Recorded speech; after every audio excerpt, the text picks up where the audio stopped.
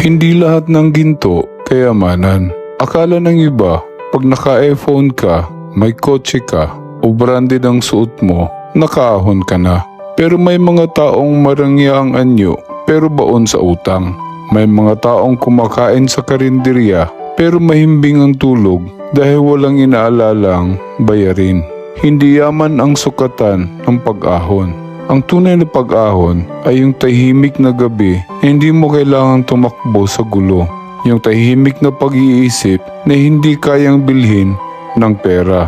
Kasi sa dulo, hindi naman yaman ang hinahanap ng tao, kundi kalayaan. Kalayaan sa utang, kalayaan sa stress, at kalayaan sa takot. Kaya kung gusto mong makaahon sa hirap, unahin mong ayusin ang sarili mo, hindi lang ang wallet mo. Ako si Maskara.